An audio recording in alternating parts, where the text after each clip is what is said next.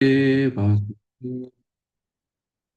ॐ अज्ञानतिमिरिनाधस्य ज्ञानाञ्जनशलाकया चक्षुरुन्मिलितं येन तस्मै श्रीगुरुवे नमः।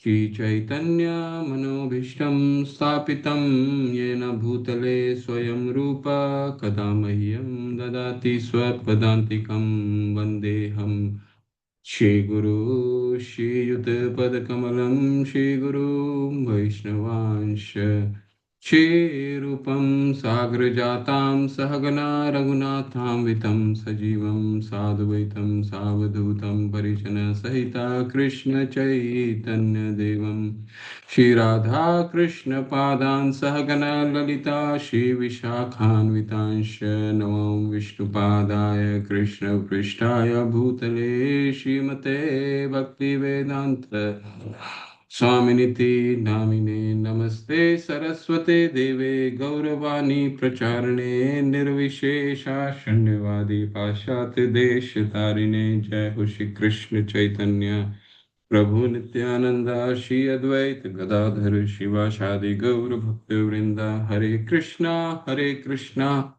कृष्ण कृष्ण हरे हरे राम राम राम हरे हरे हरे कृष्णा कृष्ण कृष्ण हरे हरे राम राम राम हरे हरे कृष्णा कृष्ण कृष्ण हरे हरे राम राम राम हरे।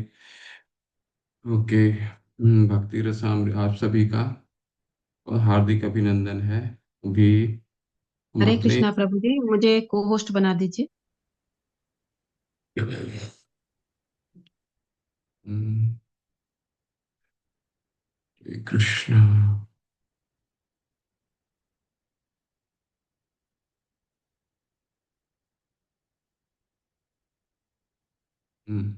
ओके।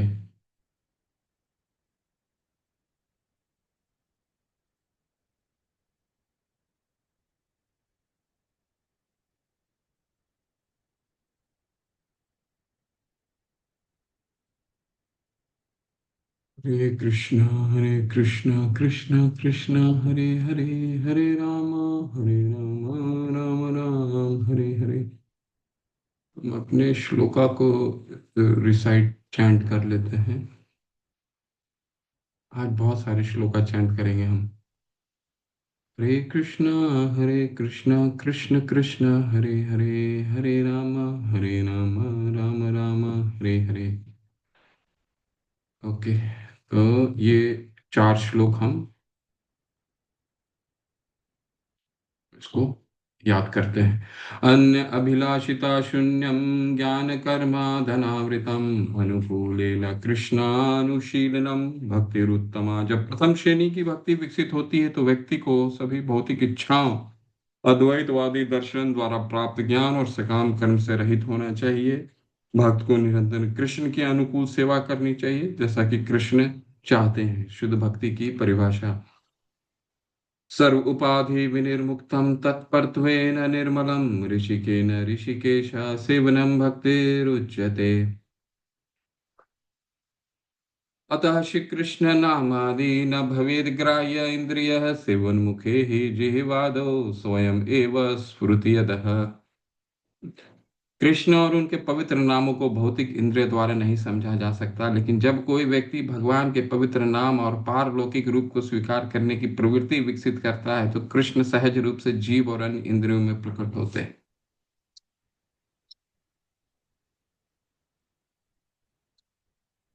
इतना सुंदर श्लोक है ये। कृष्णा भावनामृत कितना अ,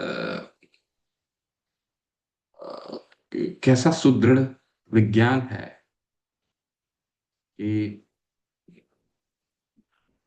यहाँ पे कह रहे हैं अतः श्री कृष्ण नाम आदि न भवेद ग्राह्य इंद्रिय सेवोन्मुखे ही जिह्वादो स्वयं एवं स्फुरति यद। कि इसको हम पढ़ेंगे आज आज के श्लोक के संदर्भ में। पिछले सत्र में जो हमने एक कक्षा किया था उसके संदर्भ में इसको दोहराएंगे। क्यों, इस किस तरह से ये क्या विज्ञान है, किस तरह से कार्य करती है। अनासक्तस्य विषयान् यथार्हम् उपयुञ्जत निर्बंध कृष्ण संबंधे युक्त वैराग्यम उच्यते। जो व्यक्ति भक्ति के विकास के लिए उपयुक्त वस्तुओं का उपयोग करता है, उनसे विरक्त रहता है, जिससे उसका वैराग्य भक्ति के लिए उपयुक्त कहा जाता है। वस्तुओं को लगातार कृष्ण से संबंधित होना चाहिए। तो ये सब सब हम इसको बहुत ही विस्तार से पढ़ेंगे। ओके। तो पिछले सत्र में हमने क्या पढ़ा? पिछले सत्र में अभी तक हमने क्या पढ़ा है? अभी तक हमने भक्ति रसामृत सिंधु के उद्देश्य को पढ़ा है। लिखने इसके रचयिता श्री रूप गोस्वामी पाद, उन्होंने पूरे ग्रंथ को चार भागों में विभाजित किया है। ठीक है। कौन कौन से विभाग हैं? पूरा, पश्चिम, उत्तर और दक्षिण। ठीक है।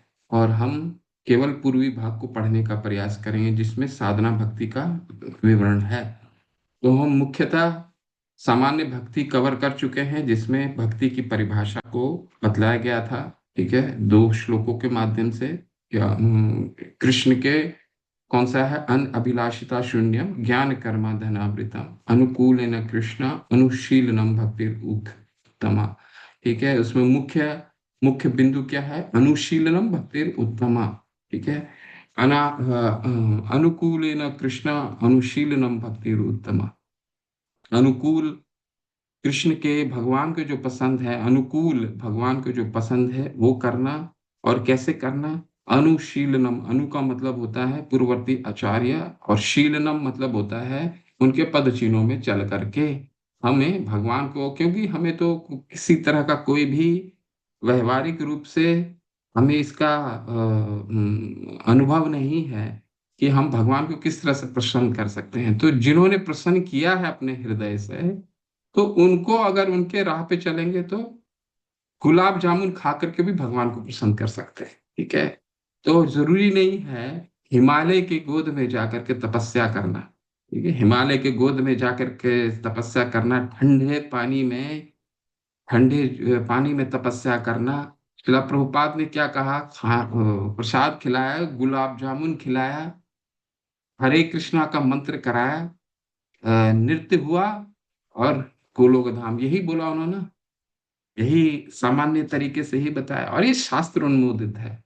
तपस्विनो तपस्विनो दान परा यशस्विनो मनस्विनो मंत्र इद सुमंगला क्षेमं न विन्दन्ते विना यदर्पणम् तस्मै सुभद्रे सर्वशे नमो नमः। सुखदेव गोस्वामी जब भगवान की आराधना करते हैं, जब परीक्षित महाराज बोलते हैं कि मुझे अब ये पूरे ब्रह्मांड की सृष्टि के बारे में बताइए, तो भगवान की स्तुति करते हैं, क्योंकि सुखदेव गोस्वामी जैसे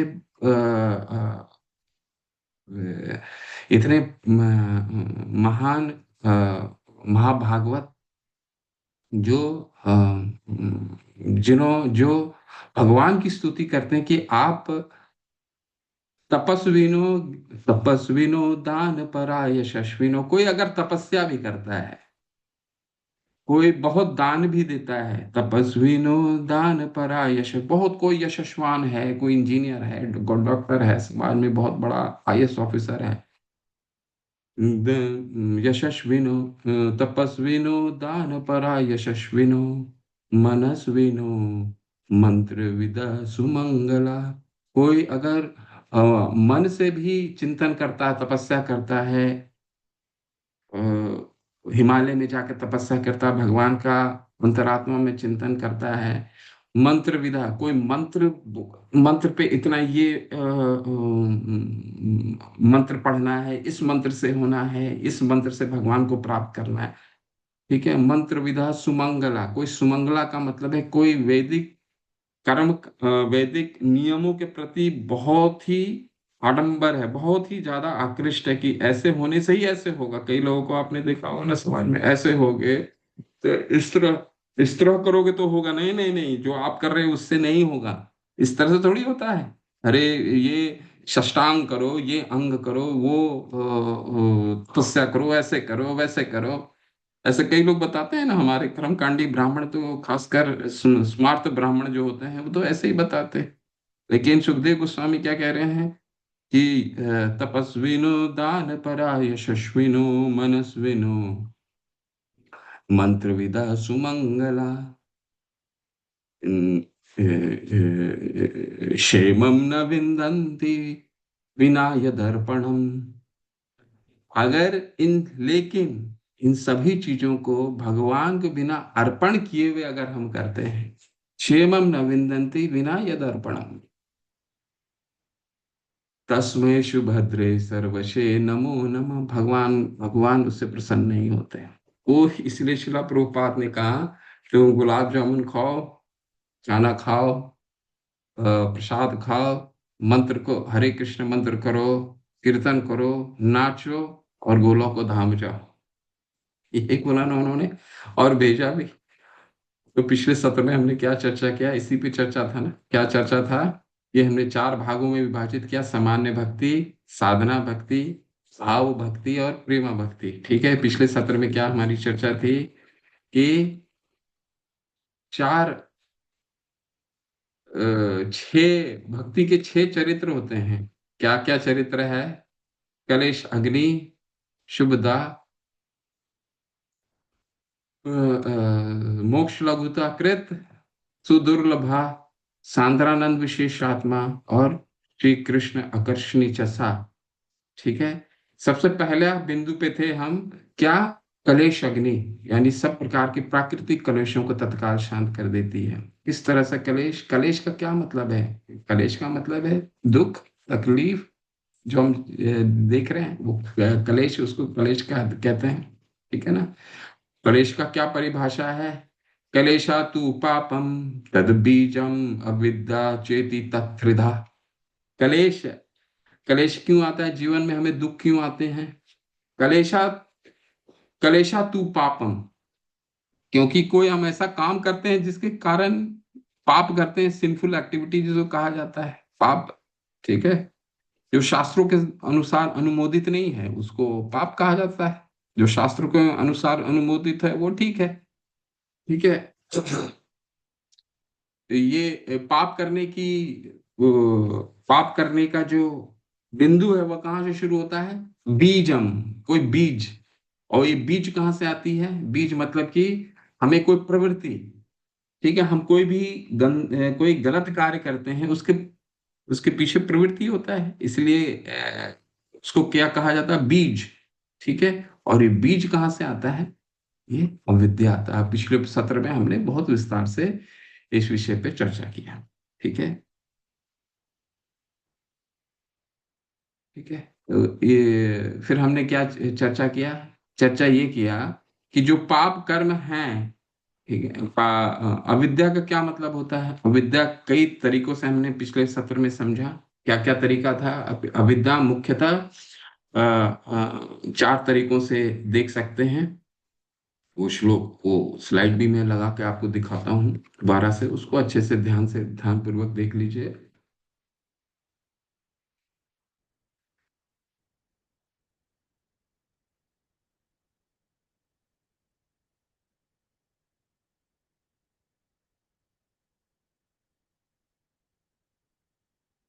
मुख्यतः चार अविद्या है। अविद्या का क्या मतलब है? भगवान को भूलना, यही अविद्या है।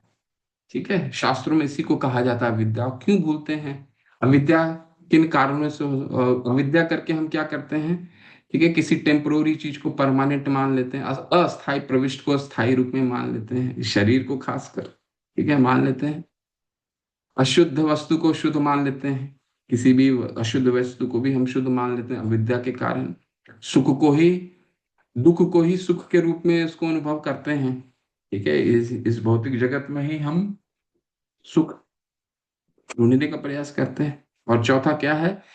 जो स्वयं के रूप में स्वयं नहीं है, किसी ऐसे चीज को तथ्य मान लेते हैं जो तथ्य नहीं है। पूरे संसार को ही तथ्य मान लेते हैं हम तो ऐसे ही पूरे संसार को ही तथ्य मान लेते हैं। लेकिन ये संसार ही क्या है? दुखालय, अशाश्वत, ये अशाश्वत है। ठीक है, ये परमानेंट नहीं है। और इसके कारण, अविद्या के कारण क्या होता है? अस्मिता आती है, यानी कि झूठा अहंकार आता है। मैं हूँ सब, मैं सबसे बुद्धिमान व्यक्ति हूँ, इस तरह से राग उत्पन्न होता है। राग का क्या मतलब है? कि इसी भौतिक जगत से आनंद की लालसा होने लग जाती है हमें। हम सोचते हैं कि इसी से हम आनंद प्राप्त करेंगे। जब हिरण्यकश्यप नहीं कर पाया, हम तो कैसे कि रावण नहीं कर पाया। और ये सब पात्र क्यों लाते हैं भगवान, जबकि ये दोनों भगवान के भक्त थे। इन्होंने बोला जाओ, अब तुम, भगवान ने बोला जाओ, जय विजय के रूप में थे।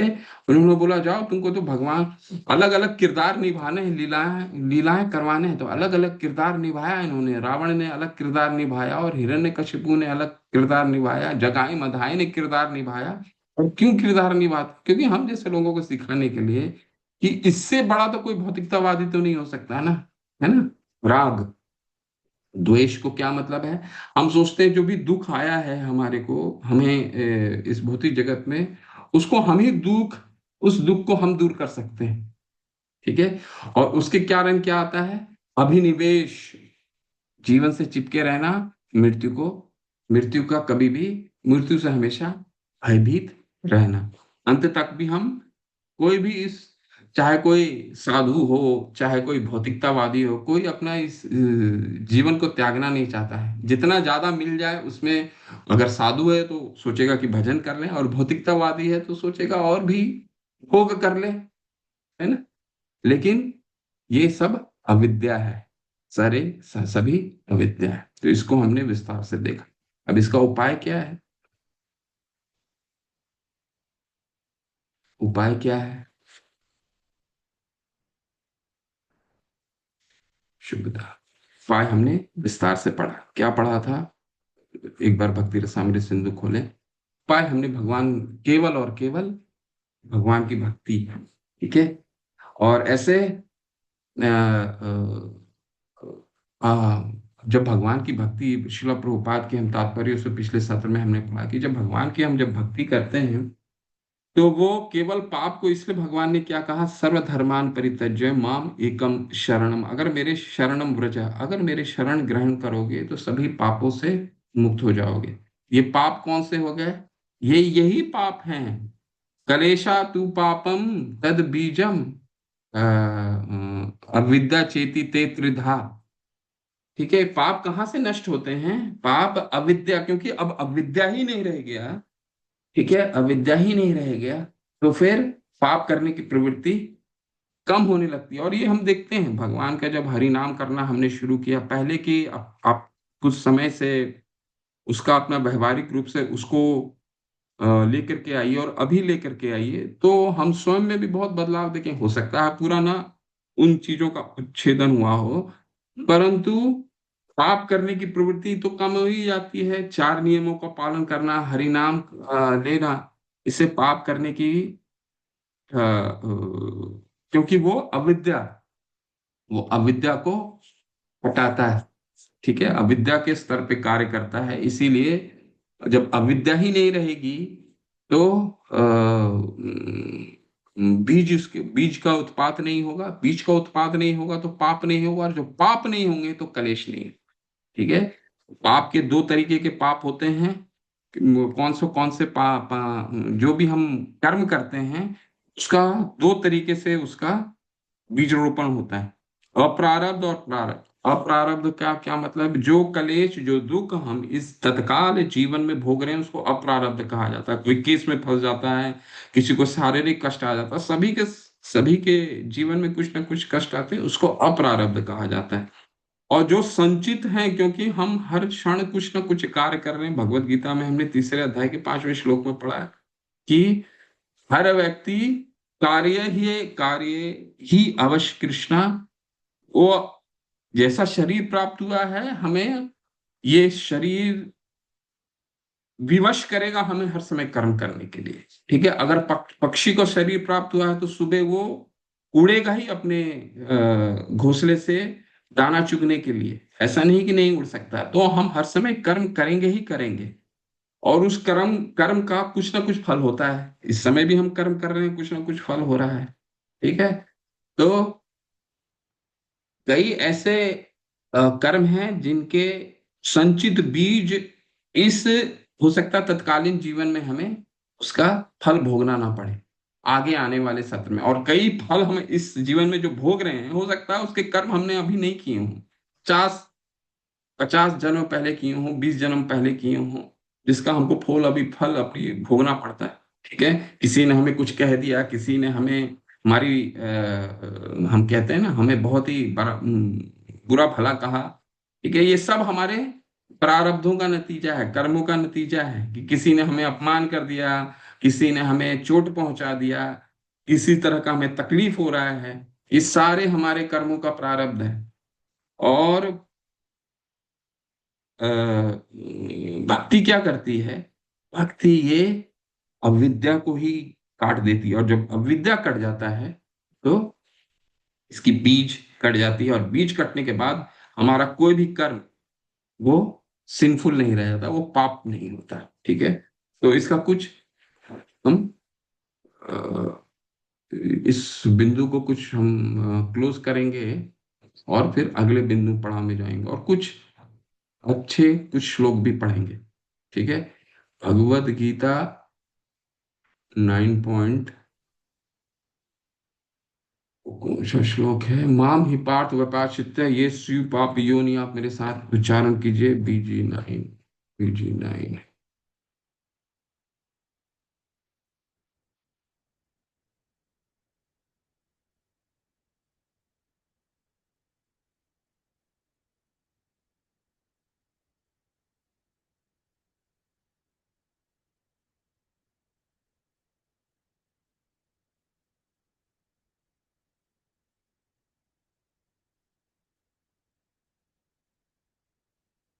नौतीस, अपि चेत सुदुराचारो भजते माम अनन्य भाग साधुरेव स मंतव्य समक व्यवस्थितो ही सहा।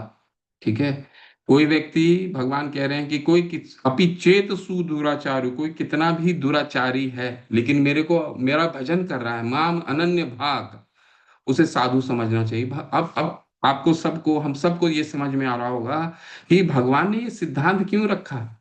अगर भगवान का भजन हो रहा है, भगवान कह रहे हैं कि अगर उससे कोई गलती भी हो जाती है अकस्मात, तो उसे साधु समझना चाहिए। क्यों? क्योंकि माम अनन्य भाग, जो मुझे अनन्य रूप में मेरे को भज रहा है, तो वही भक्ति रसामृत सिंधु में श्रील रूप गोस्वामी पाद कह रहे हैं कि भगवान का जो भजन कर रहा है, अगर उससे गलती भी हो जाता है और भगवान की शरणागत है, तो भगवान उनके पापों को क्षय करते हैं, उनके पापों से मुक्त करते हैं, तभी तो वो साधु कहता है, साधु कहलाएगा।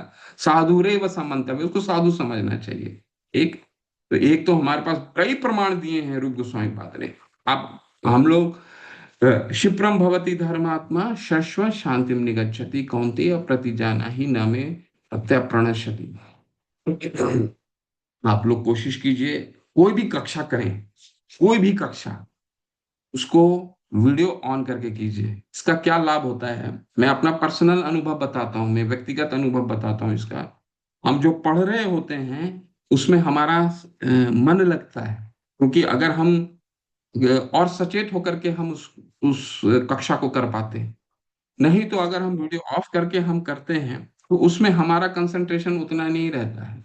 1 घंटा कोई भी कक्षा कीजिए, मन है तो कीजिए, ये तो जहां भी आपको मन है वहां करें।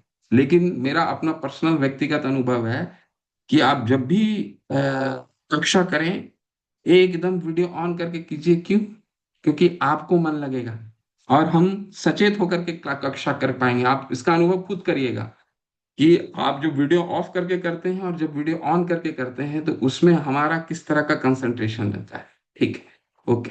क्षिप्रम भवति धर्मात्मा शश्वत शांति निगच्छति कौन्तेय प्रतिजाना ही नामे भक्त्या प्रणश्यति। भगवान ये क्यों कह रहे हैं कि अर्जुन उसको धर्मात्मा ही समझो, जो क्षिप्रम भवति, जो थोड़े सा भी अपराध किया हो, कौन्तेय प्रति जाना ही ना में भक्ति प्रणश्यति, मेरा भक्तों का कभी भी नाश नहीं होता, मेरा भक्तों को कभी भी पतन नहीं होता। ये भगवान इसीलिए सिद्धांत बता रहे हैं जिसका विस्तार भक्ति रसामृत सिंधु, इसीलिए उसको क्या कहा गया है, इस तरह से सिद्धांत को वैज्ञानिक रूप से रूप गोस्वामी पाद हमें समझाते हैं। कैसे समझा रहे हैं देखिए, क्योंकि भक्ति करने से वो अविद्या का ही क्षय होता है। जब अविद्या का क्षय होता है तो पाप करने का बीज संकुचित ही नहीं होता है हृदय में। और जब संकुचित नहीं होगा तो किसी तरह का पाप का कार्य होगा नहीं, और पाप का कार्य नहीं होगा तो जीवन में कलेश आएंगे ही नहीं, और जीवन में जब कलेश नहीं आएंगे, इसलिए भगवान कह रहे हैं कि मेरे भक्तों का कभी भी पतन नहीं हो सकता, पतन हो ही नहीं सकता। ठीक है। एक और श्लोक भगवत गीता से देखते हैं, खुद भागवतम में से भी श्लोक देखेंगे।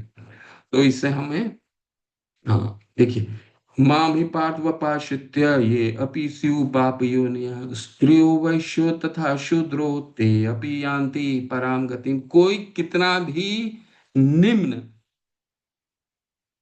कुल में जन्म लिया हो, चाहे वो, यहाँ पे तीन उदाहरणों से समझाने का प्रयास कर रहे हैं, ठीक है, कि अगर इनकी निम्न जन्म हुआ हो, सो ये अपी शिव पाप योनिया, कोई पाप की योनि में कोई अगर चंडाल के भी घर में भी जन्म लिया हो, कुत्ते का मांस खाने वाले का ही, जो सबसे मनुष्यों में सबसे निम्न शास्त्रों में कुत्ते के मांस वाले खाने वाले को कहा गया, जिसको कहा गया है चंडाल।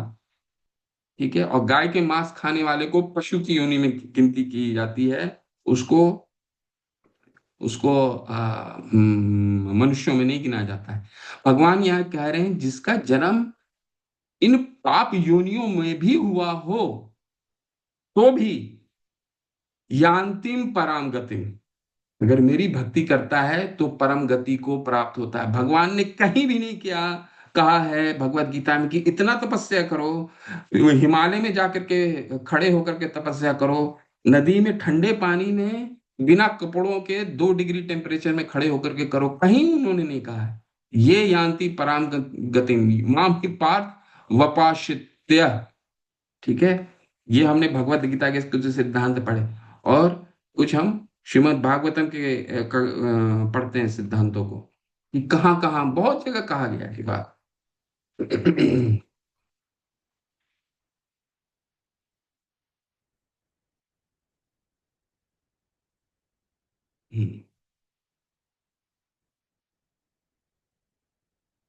चलिए मेरे साथ गाइए, बहुत अच्छा श्लोक है, गाइए।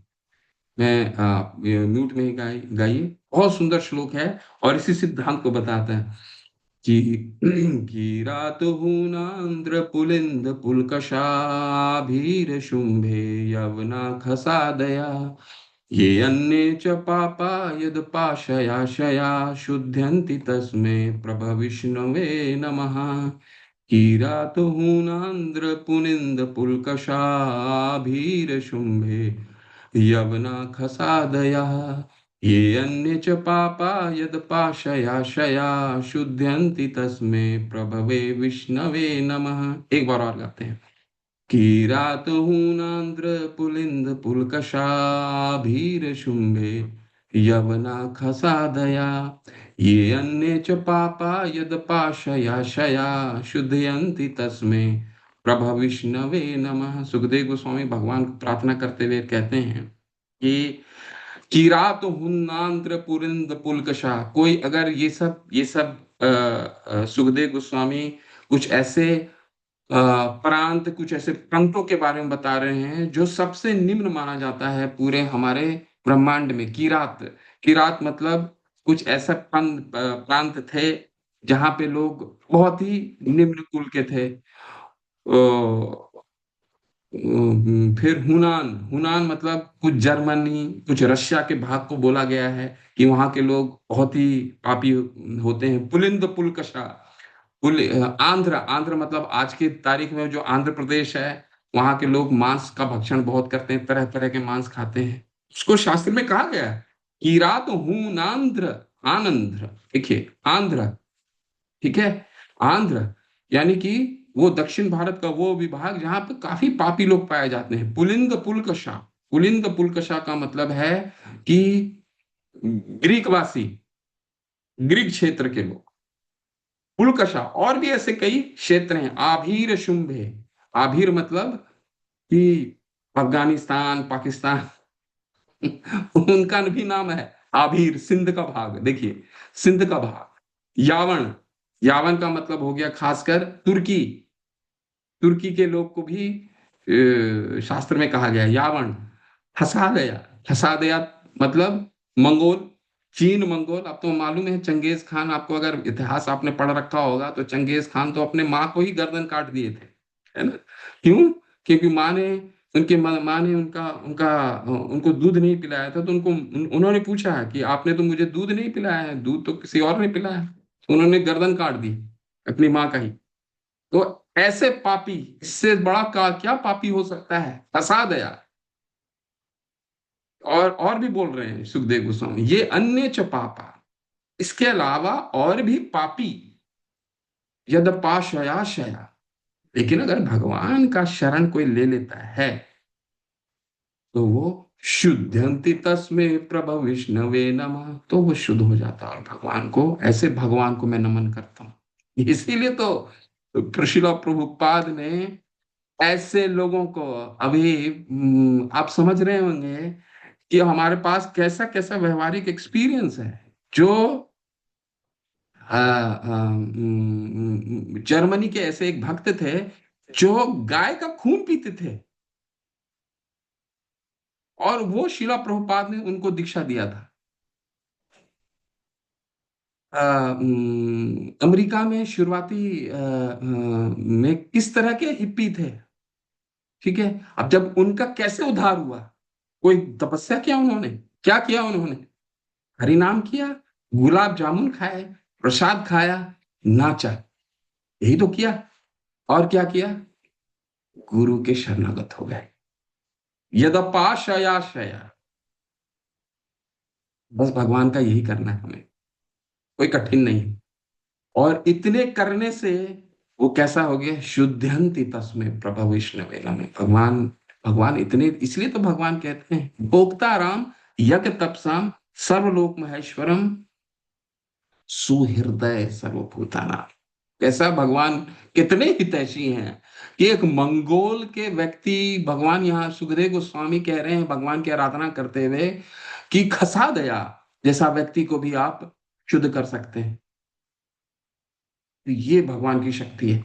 और रूप गोस्वामी पाद इसी को समझा रहे हैं हमें कि अगर हम भक्ति करते हैं, यदा पाशयाशया, अगर हम होते हैं, भगवान की शरण लेते हैं, गुरु की शरण लेते हैं, तो अविद्या का ही हरण हो जाता है। अविद्या हरण होगा तो पाप करने का बीज ही नहीं आएगा। बीज खत्म होगा तो किसी तरह का पाप नहीं होगा। पाप ना करने से फिर कोई कलेश नहीं। कलेश तो छोड़ दीजिए, भगवान कह रहे हैं, शुद्ध, सुखदेव गोस्वामी कहते हैं शुद्धंति तस्मै, शुद्ध हो जाएगा बिल्कुल। हरि नाम लेने में उसको आनंद, बहुत आनंद आएगा। ठीक है, तो ये है विज्ञान। इसलिए कृष्णा भावना भावित क्या है? ज्ञानम विज्ञानम संगीतम। भगवान ने कहा ना भगवत गीता 9वें अध्याय के दूसरे श्लोक के पहले श्लोक में क्या कहा है? ज्ञानम विज्ञानम। ये विज्ञान हो, कैसे विज्ञान कार्य कर रहा है वो देख लीजिए यहाँ पे। इसलिए चैतन्य महाप्रभु ने क्या कहा? चेतो दर्पण मार्जनम भव महादवाग्नि निर्वापणम। भव महादवाग्नि, ये चित्त का जो दर्पण है, चेतो दर्पण जो दर्पण है, अगर अविद्या से, अगर अविद्या, चेतो दर्पण मार्जनम भव महादवाग्नि, ये जितनी भी दवाग्नि है ना, सब निकल जाते हैं। जितनी भी अविद्या है सब निकल जाता है। भव महादवाग्नि निर्वापण, कैरव चंद्रिका वितरण। फिर हमें कैरव चंद्रिका, कैरव चंद्रिका मतलब जब चंद्रमा जब अमावस्या से पूर्णिमा की ओर जाती है तो हर दिन चंद्रमा की रोशनी बढ़ती जाती है। ठीक है, ठीक उसी तरह हमारा जब हृदय का मल निकलने लग जाता है, देखिएगा हमारे, जब भी हम हरिनाम करना शुरू करते हैं तो बहुत खराब खराब ख्याल, कभी कभी शुरुआत में जो ख्याल आते होंगे, धीरे धीरे धीरे धीरे ख्याल अभी भी आते हैं, लेकिन वो कम हो गया। क्यों? क्योंकि सूक्ष्म रूप में 7 लेयर होता है, और धीरे धीरे वो 7 लेयर, धीरे धीरे धीरे धीरे वो खत्म होता है। वो नहीं खत्म होगा इतना जल्दी, लेकिन हमारी शुद्धि, वो दवाई कार्य कर रहा है। तभी तो हम 16 माला एक साथ बैठ के कर रहे हैं। पहले जो हम एक माला भी नहीं कर पाते थे ठीक से, मन इतना भटकता था। 16 माला बैठ के कर कैसे कर पा रहे? सोच करके देखिए। इसमें जब तक तित्तन तत्तेन अनुकंपा सुसमीक्ष मानो, तब तक भगवान की अनुकंपा नहीं है, वो विज्ञान ही कार्य करता है। इसीलिए भगवान चैतन्य ने कहा कि शेरव शेय कैरव चंद्रिका वितरणम विद्यावधु जीवनम आनंदाम बुद्धिवर्धनम प्रति पदम पूर्ण अमृता स्वादनम। ठीक है। तो ये है अविद्या का अ, अ, अविद्या इस तरह से कार्य करती है। और अंत में इस श्लोक से अंत करेंगे।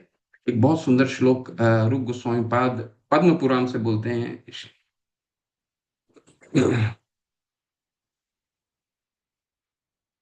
रीतानुयात्रा विद्या हरि भक्तिरनुत्तमा अविद्या निर्दहत्याशु दावा ज्वालेव पन्न निगम। जैसे वन की अग्नि में सर्पणी राक्षणी को जला देती है, मतलब अगर एक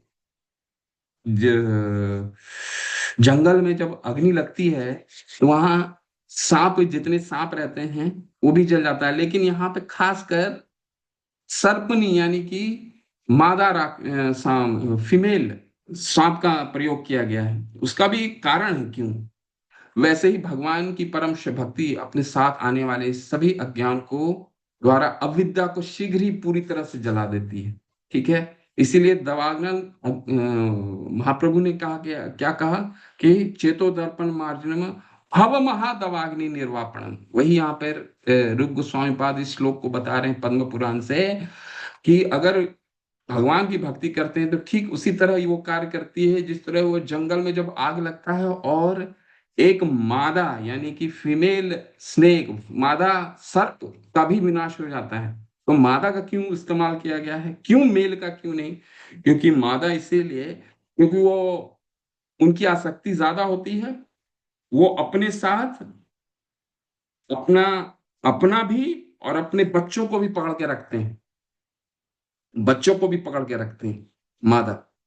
तो ठीक उसी तरह अविद्या अगर ऊपर से कटेगा तो फिर वो काम नहीं होगा, वो जड़ तो रह ही जाएगा।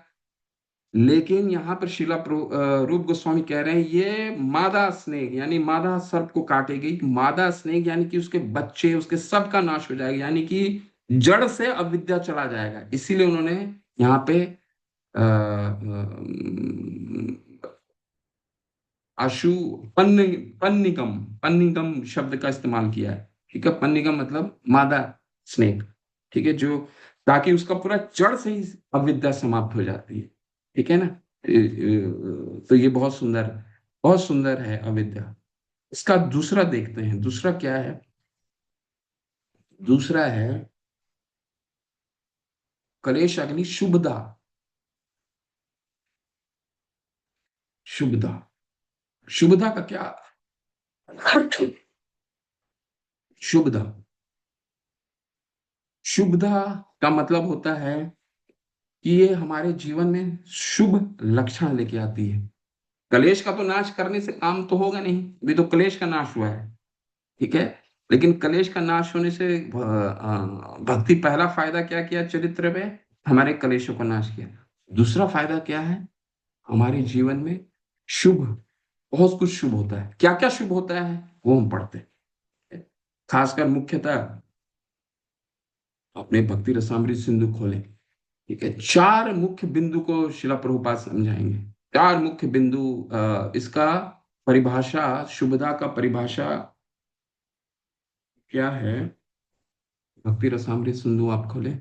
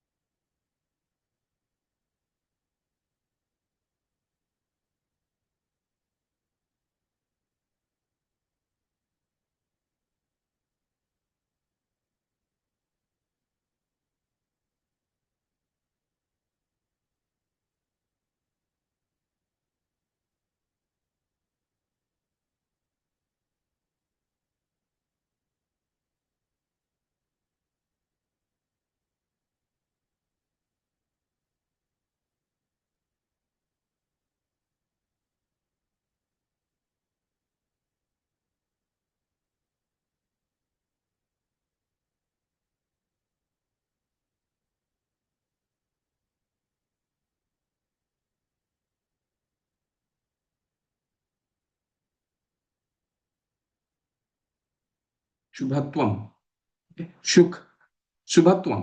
पहला था कलेश अग्नि, दूसरा है शुभत्वम। बहुत ध्यानपूर्वक इसको पढ़िएगा। खासकर ये कलेश मिटने के बाद भक्ति किस तरह से कार्य करती है हमारे जीवन में। ठीक है, तो कोई बस इस परिभाषा को पढ़े। यहाँ पे परिभाषा दी गई है, इसको पढ़िए।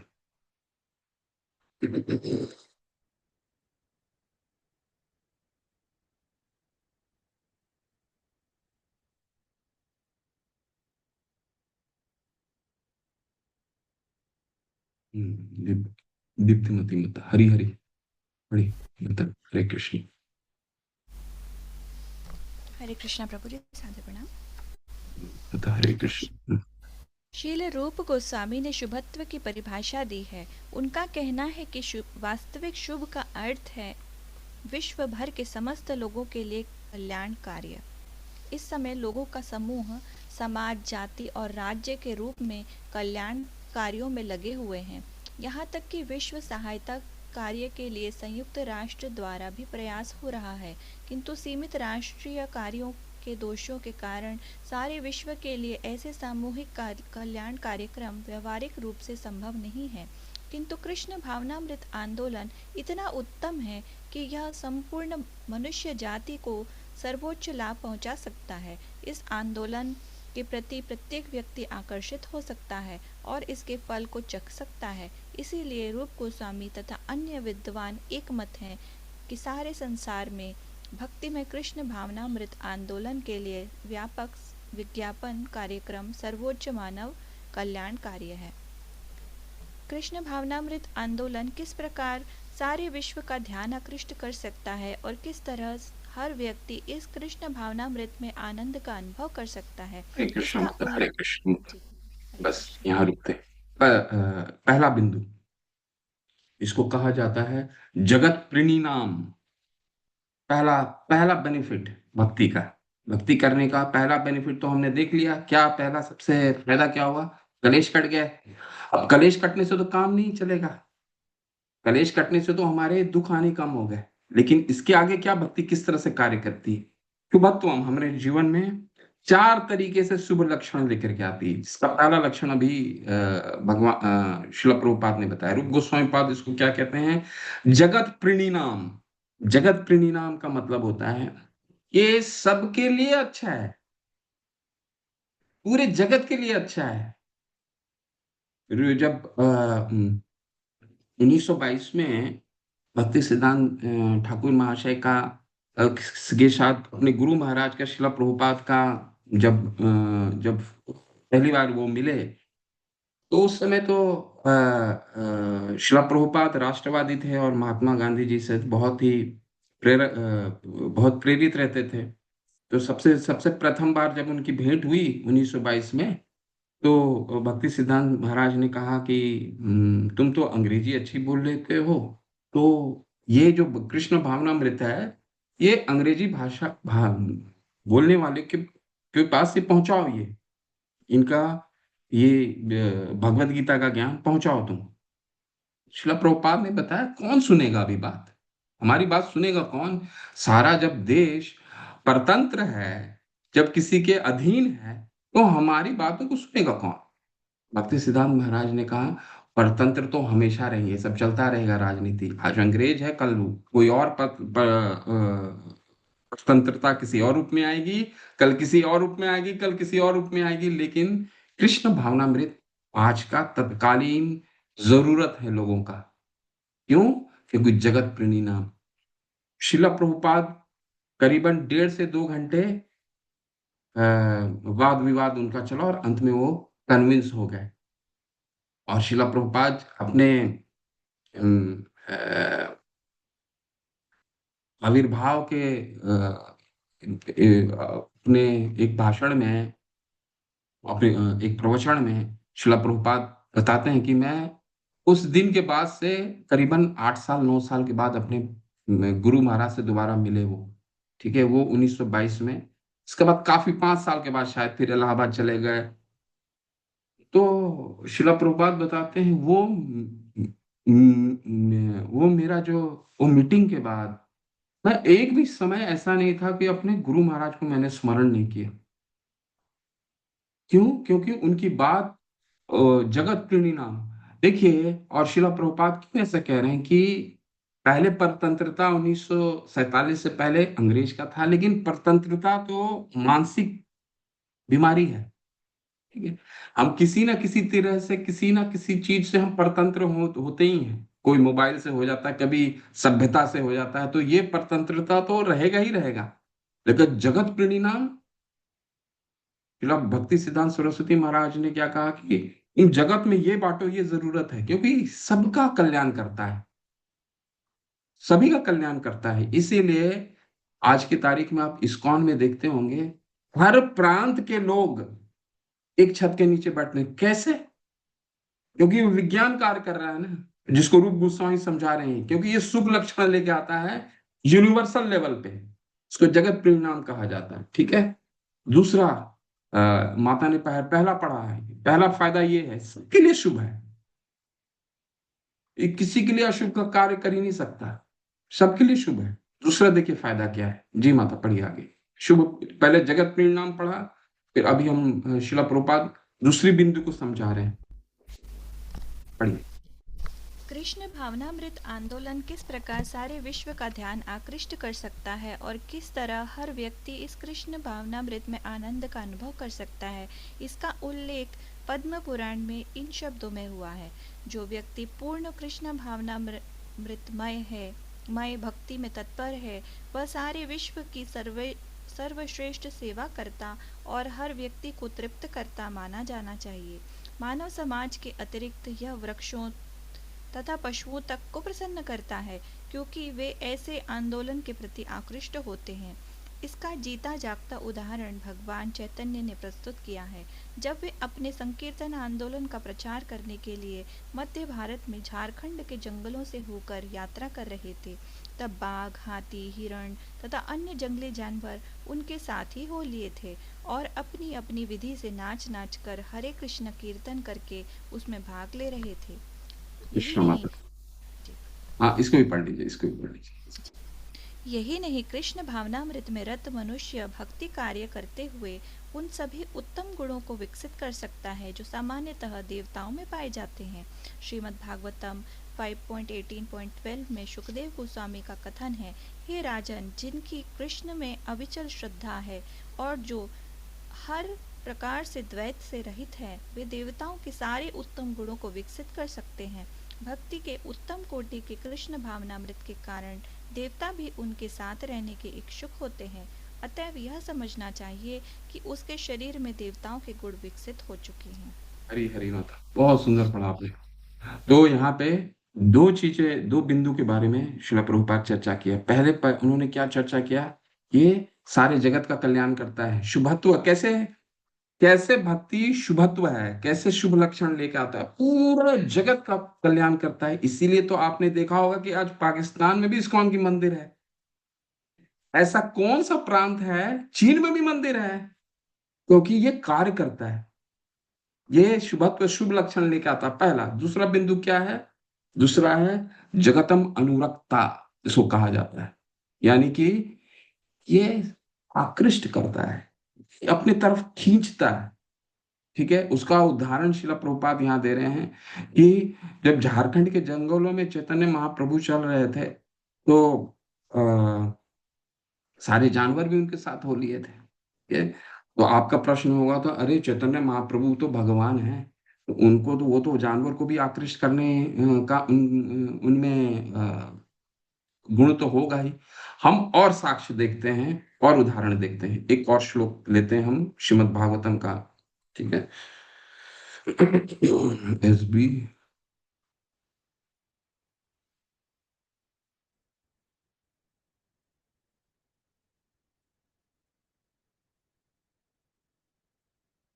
प्रभु जी, वो पहले पहले वाला श्लोक कौन सा था? एसबी का, भागवतम तो का? पहले इसको कंप्लीट करते हैं, फिर बताता हूँ।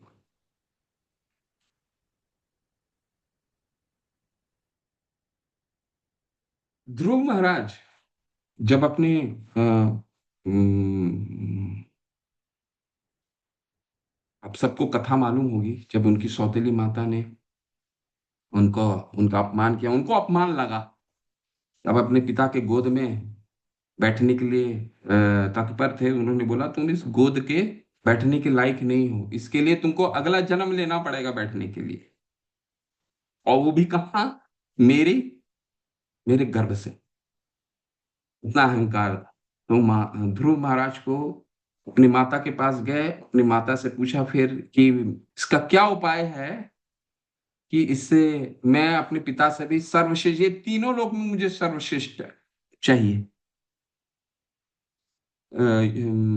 लोक चाहिए। माता ने बोला कि तुम, ये मेरे बस का तो नहीं है, तुम जाओ भगवान की आराधना, नारायण ही कर सकते हैं। क्यों नारायण कर सकते हैं? क्योंकि उन्होंने ब्रह्मा को किया। देखिए, कुछ भी ऐसा चीज शास्त्र में नहीं है जिसका उदाहरण नहीं है। उनकी माता ने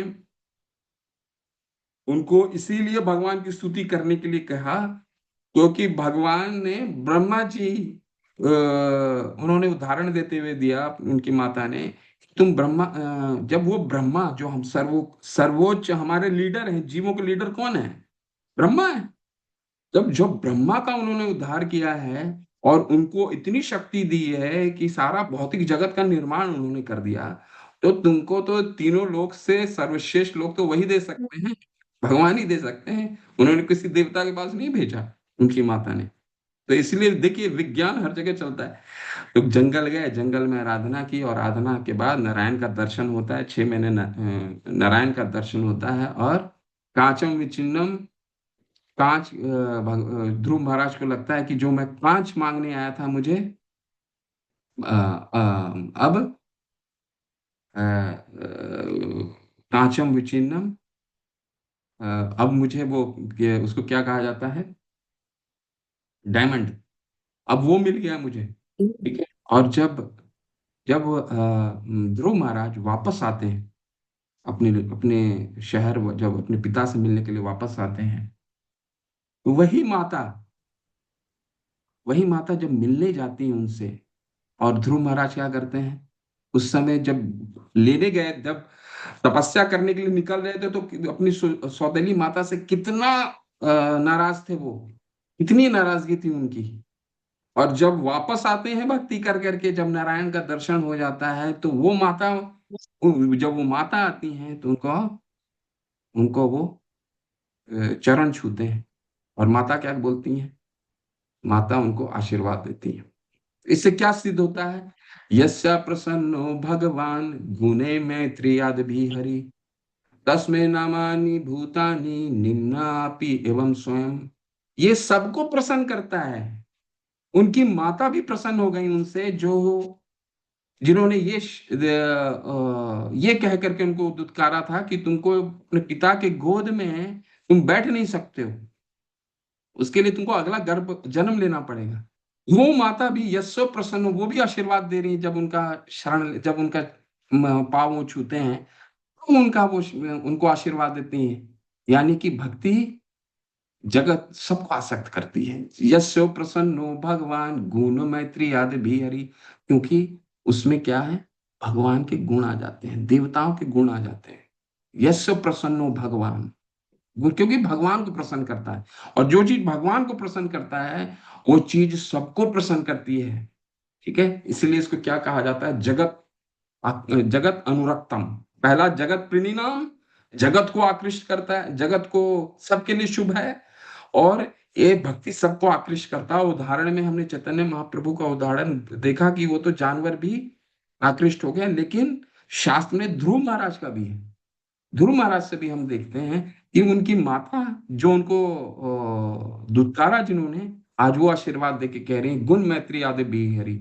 और क्यों? और ये कोई सुखदेव गोस्वामी कह रहे हैं, तस्मै नामानि भूतानि निम्नापि एवं। और ये बहुत नेचुरल है, ये अपने आप होता है। अभी आप, नदी जो है, कोई भी नदी समुद्र में मिलने के लिए, मिलना उसका उसका बहुत स्वाभाविक स्थिति है, वो जाएगी ही जाएगी, कुछ करने की आवश्यकता नहीं है। यही सुखदेव गोस्वामी कह रहे हैं, निम्न आपी एवं स्वयं, अपने आप होगा वो। अपने आप भगवान प्रसन्न हो, अपने आप लोग आकृष्ट होंगे।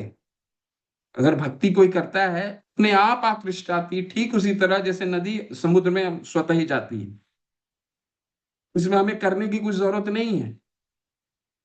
ठीक है। और इसके कारण एक तीसरा भी माता जी ने पढ़ लिया। क्या पढ़ लिया? पहला जगत प्रणिनाम, जुगत, दूसरा जगत अनुरक्तम, और तीसरा है सदगुणात् प्रदत्वम। यही नहीं, कृष्ण भावनामृत में रत मनुष्य भक्ति कार्य करते हुए उन सभी उत्तम गुणों को विकसित करता है। यस्यास्ति भक्त, एक और श्लोक है, यस्यास्ति भक्ति भगवती अकिंचना तस्मै गुणे सर्वदा समासते सुराः। ये कौन सा श्लोक है मुझे वो याद नहीं है, वो भी आपको पढ़ाता मैं। तो यहाँ यहीं पे लिखा है, देखिए 5, 18, 12, इसको पढ़िए। तो जितने भी, अगर श्रीमद् भागवतम, अगर भक्ति रसामृत सिंधु पढ़ने का यही विज्ञान है, जो भी रेफरेंस है वहां पे, उस रेफरेंस को दोबारा पढ़िए अच्छे से, उसका अनुवाद पढ़िए, तो फिर आप अच्छे से पढ़ेंगे, उसको पढ़ने में आनंद भी आएगा, है ना। 5, 18, 12, देखिए, यस्यास्ति भक्ति भगवती अकिंचन तस्मै गुणे समासते सुराः। ये देखिए क्या है, जो हमने उदाहरण अभी चर्चा किया जिसपे, ये देख रहे हैं ना। ओके।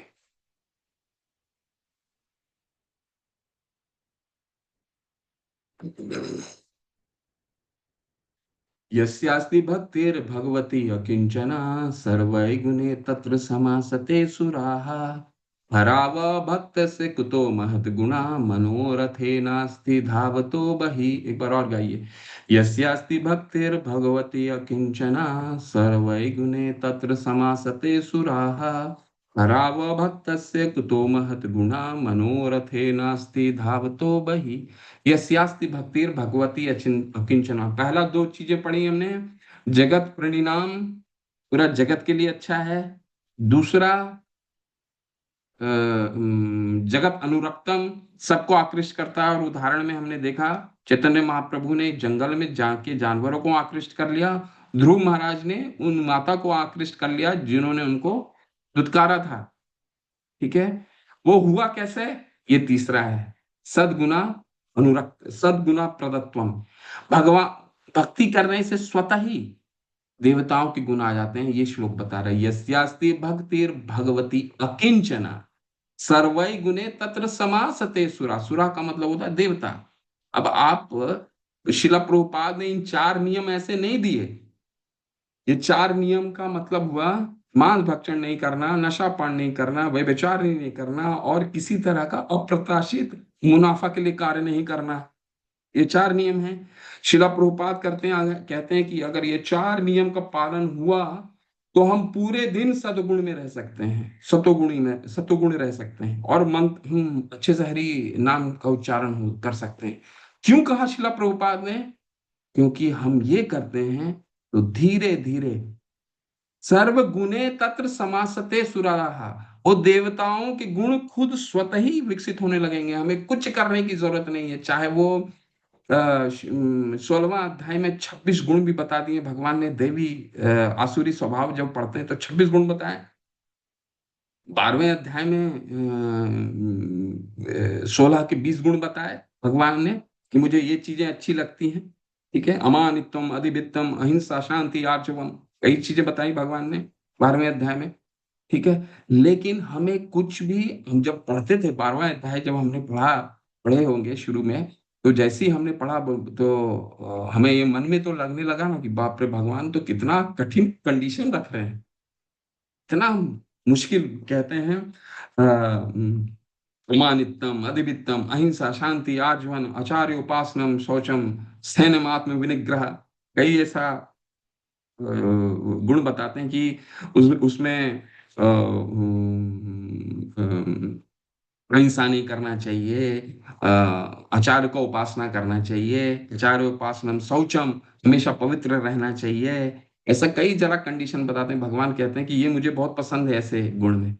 लेकिन हमें कुछ भी करने की बाय डिजाइन, बाय अपने से करने की कोई जरूरत नहीं है। शिला प्रभुपाद द्वारा और आचार्यों रसामृत हम सिंधु पढ़ रहे हैं, शिला प्रभुपाद के फॉर्मूला को जीवन में उतार रहे हैं। सर्व गुणे समासते सुरा, स्वतः ही ये गुण विकसित हो जाएंगे, कुछ करने की जरूरत नहीं है। भक्ति में इतनी शक्ति है, ये बहुत शक्तिशाली है। इसीलिए सदगुण प्रदत्वम, अच्छा गुण स्वतः ही आ जाता है। दूसरी तरफ कहा गया है हरा व भक्त कुतो महत गुना मनोरथे नास्ति धातु वही। लेकिन अपने मन से अगर हम चिंतन करने लगेंगे तो उसको कुतो महत गुना, उनको कुछ प्राप्त नहीं होने वाला है। इसीलिए तो भगवान ने अगर कई लोग को आपने देखा होगा, अगर कह रहेगा अरे मैं भगवान की भक्ति भी कर रहा है, चाहे इस कृष्ण भावनामृत में नहीं है, मैंने देखा है ऐसे कई लोगों को, बोलता है हाय हाय मेरे से ये पाप हो गया, अब इसका उद्धार कैसे होगा, ये कर लिए हमने, कैसे उद्धार होगा। मनोरथे नास्ति धावतो भाई, अपने मनोचिंतन से तो नहीं हो सकता, भगवती अकिंचन से हो सकता है। इसलिए ये विज्ञान है ना, भगवती अकिंचन, जो मेरा भगवान कह रहे हैं जो भगवती अकिंचन। अकिंचन का मतलब है जिसके जो गरीब है। किस चीज से गरीब है?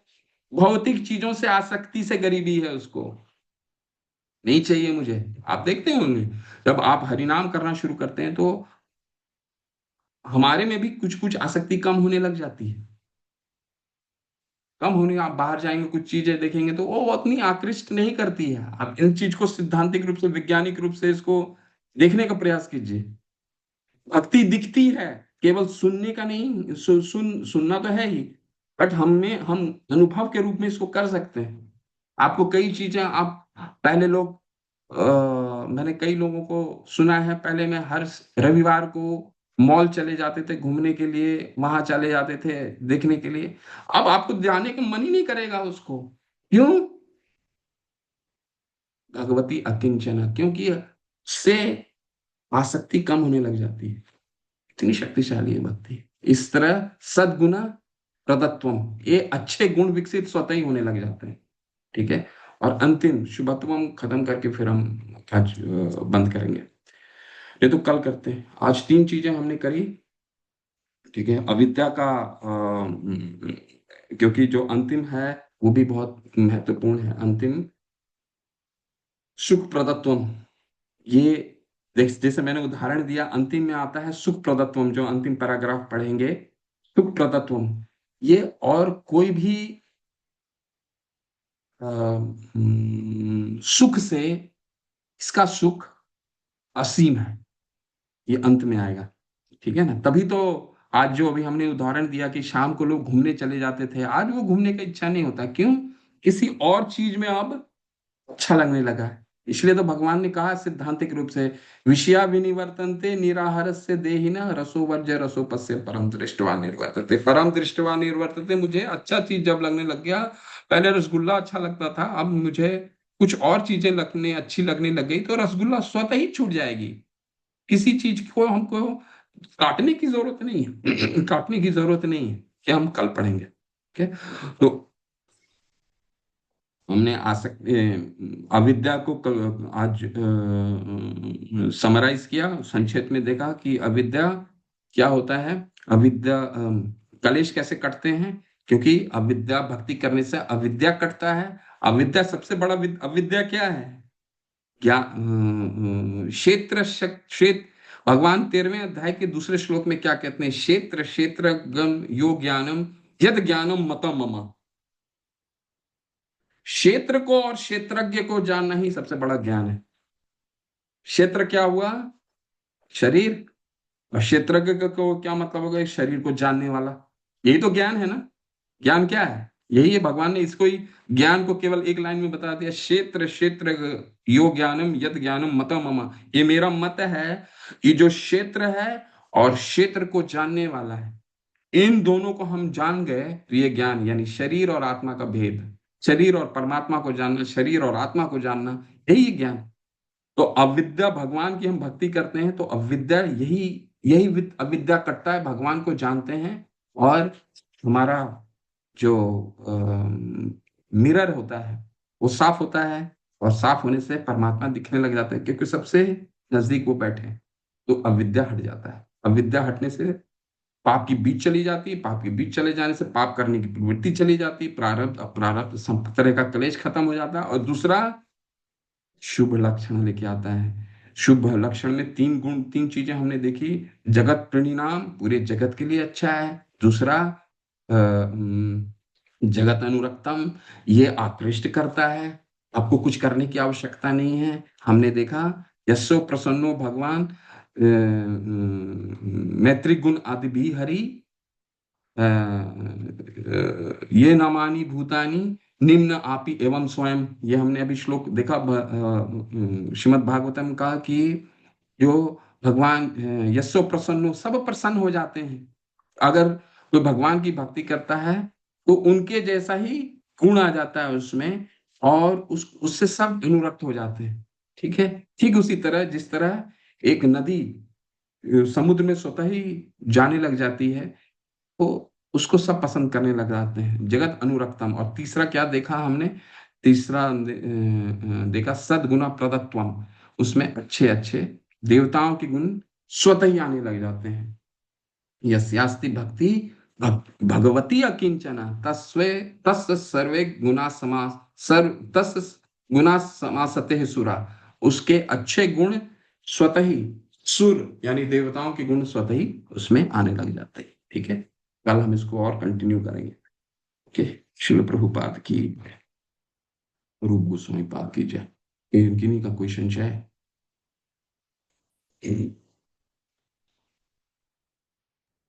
हरे कृष्ण प्रभु जी, सादर प्रणाम। प्रभु जी, ये जो 6 लक्षण है उनकी विशेषताएं बताएंगे क्या प्लीज, शॉर्टली? उसी का तो विशेषता पे चर्चा हो रहा है माता। कलेश अग्नि हमारे जीवन में कलेश हटाते हैं। ठीक है। इसकी चर्चा कर रहे हैं। दूसरा शुभ, उसी को विस्तार से हम देखेंगे। आज हमने कल कलेश देखा था। हमारे जीवन में जितने भी कलेश है वो चले जाते हैं, दुख खत्म हो जाते हैं, प्रारब्ध अप्रारब्ध सब खत्म हो जाता है। ठीक है। इसलिए तो भगवान ने बोला है ना कि अहम त्वम सर्व पापे भयो, आपके पाप को ही क्षय हो जाता है। ठीक। पहला देखा हमने। दूसरा क्या लक्षण है? शुभत्वम। शुभ शुभ लक्षण लेके आता है, जगत के यूनिवर्सल लेवल पे शुभ लक्षण लेके आता है। दूसरा, आप भक्ति करने से लोग आकृष्ट होते हैं।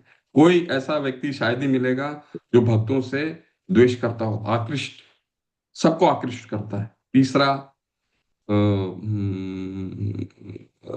अच्छे गुण आ जाते हैं, विकसित हो जाते हैं, सद्बुद्ध प्रदत्वम। और चौथा हम पढ़ेंगे, कल पढ़ेंगे इसको, कि ये बहुत आनंद देता है, जो सब आनंद से सर्वोपरि है। ठीक है। तो ये शुभत्वम देखेंगे हम। इसको इस चरित्र को ही तो पढ़ने का प्रयास कर रहे हैं। कलेश अग्नि है, शुभदा है, इसके बाद मोक्ष लघुता कृत। मोक्ष लघुता कृत का क्या मतलब है? मुक्ति भी छोटी, किसी तरह का मुझे लिबरेशन नहीं चाहिए, मुक्ति नहीं चाहिए। ठीक है। इसके बाद आता है आपका सुदुर्लभ। भगवान भक्ति बहुत ही आसानी से नहीं देते, बहुत कठिन से देते हैं। ठीक है। और पांचवा है सांद्रानंद विशेष आत्मा। ऐसी ब्लिसफुल जीवन होता है जिसको सच्चिदानंद कहा जाता है। भक्ति करने से वो सबसे भाव के स्तर पे आता है। सांद्रानंद की, सांद्रानंद विशेष आत्मा। ठीक है। आपने कई देखा होगा कई लोगों को जो भक्ति के बहुत उच्च स्तर में हैं, उनके मुख से कभी भी दुखी, हंसी हमेशा छूटेगी, हमेशा हंसते रहेंगे। अब परम पूज्य राधा गोविंद महाराज को देख लीजिए, परम पूज्य वृंदावन महाराज को देख लीजिए, किसी भी महाराज को देख लीजिए। ठीक है। इसलिए सांद्रानंद विशेष आत्मा सबसे छठा होता है श्री कृष्ण आकर्षणी सा, भगवान को भी आकर्षित करती है। तभी तो भगवान घोड़ा चलाने के लिए भी रेडी हो जाते हैं। भक्त के घोड़ा चलाने के लिए भी रेडी हो जाते हैं, सारथी बनने के लिए भी रेडी हो जाते हैं। ठीक है ना। तो उनको आकर्षित करती भक्ति। तो ये मोटा मोटी ये 6 है। बाकी इसको विस्तार से तो पढ़ रहे हैं मतलब। ठीक है। जी प्रभु जी। सुधी प्रसारी प्रभु हरि हरि। जल्दी प्रश्न कीजिए प्रभु, क्या प्रश्न हरे है? कृष्णा प्रभु जी। मेरा ये कहना था कि सुख और आनंद में तो अंतर होता है ना प्रभु जी। कल चर्चा आनंद करते हैं। आध्यात्मिक होता है, सुख भौतिक होता है।